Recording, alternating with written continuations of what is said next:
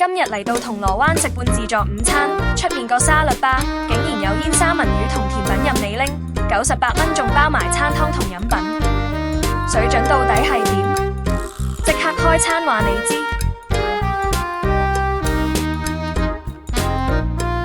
大家好，歡迎嚟到不能肚餓嘅頻道。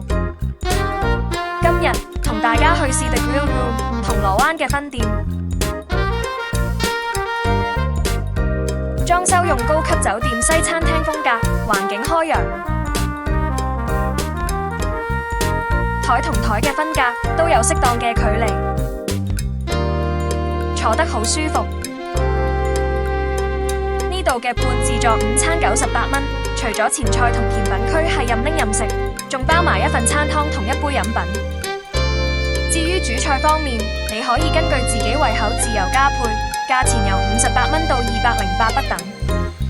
事不宜遲，一齊睇下個沙律吧有啲咩好食先。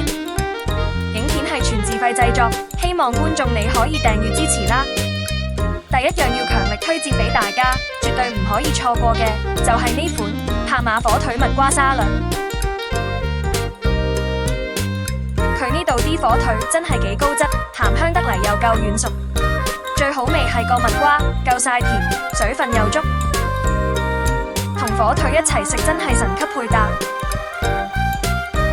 凱撒沙律嘅菜好新鮮，旁邊仲有啲醬汁，大家可以根據自己口味，鍾意加幾多就幾多。呢份泰式烤牛肉沙律就真係好普通，個汁底冇味，而且真係唔覺有烤牛肉，好似連肉碎都見唔到。直頭係圖文不符，呢個位真係要扣分啦。至於呢款燒粟米沙律，今日啲粟米比較乾爭爭，完全冇晒水分。希望大家去食嗰日會好彩啲，食到份多汁啲啦。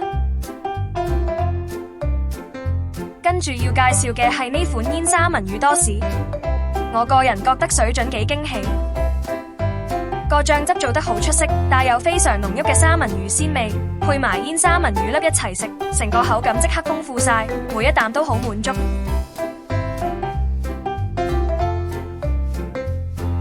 如果想再飽肚啲，一定要試呢個吞拿魚意粉沙律，而佢啲吞拿魚肉落得好重手，啖啖都食得到，夠晒誠意。你睇下，每條長通粉都俾厚厚嘅芝士醬包住，非常惹味。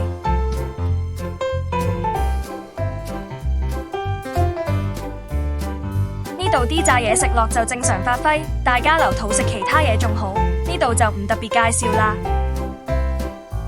食完鹹嘢，係時候開啟第二個位啦。介紹埋甜品區有咩好嘢食先。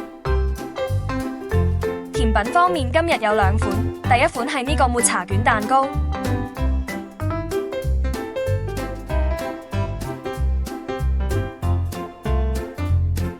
佢嘅質地雖然唔算好鬆軟，但勝在夠濕潤，食落唔會乾爭爭。抹茶味就比較清淡，帶啲回甘，整體表現不過不失啦。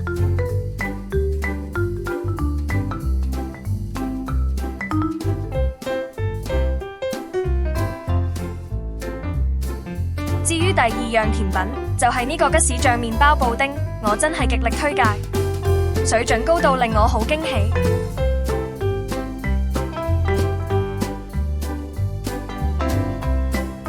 佢最細心係有兩重口感，面層嘅法包燒到好香脆，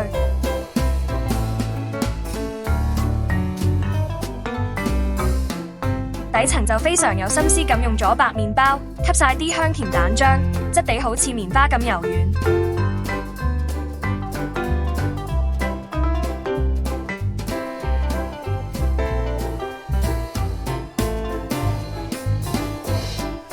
掃完前菜，試埋佢哋半自助餐包埋嘅餐湯先。而今日嘅精選就係呢碗南瓜忌廉湯啦。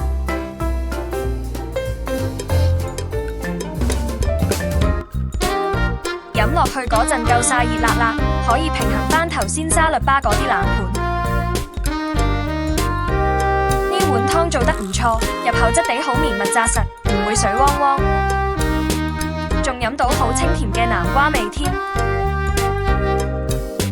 98蚊就可以嘆晒頭先見到嘅豐富前菜同甜品，仲包埋一份餐湯同一杯飲品，食足90分鐘。如果係你會唔會加多份主菜呢？歡迎留言交流下。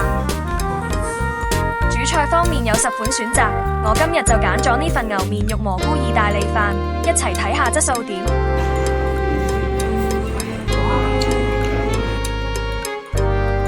雖然牛面肉就真係少到得幾粒仔，但係佢又真係整得好好食喎。輕輕叉落去已經感覺到超級軟腍，做得非常之鬆化入味。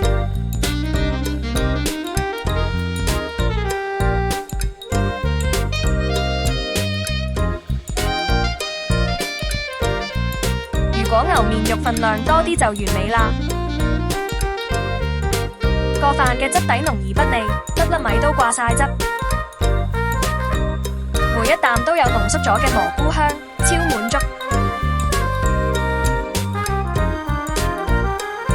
食飽晒啦，係時候同大家做個誠實總結。以銅鑼灣呢個核心地段嚟講，呢個價錢有咁嘅食物質素，加上環境又坐得咁舒服，真係好難得。最令我驚喜嘅係佢哋嘅服務，收碟筷之餘仲會不斷主動加水，細心程度真係拍得住酒店級數。整體嚟講，我覺得呢個半自助午餐真係非常之值得推介。如果大家仲有其他半自助餐推介，記得留言話俾我知啊，等我下次又去幫大家試下啦。影片係全自費拍攝嘅，好多謝你可以睇到嚟呢度。如果你中意呢段影片嘅話，希望你可以幫手訂閱。觀眾你嘅支持就係我拍片嘅最大動力啦，好多謝你，好多謝你陪我一齊食。影片到呢度啦，多謝收睇。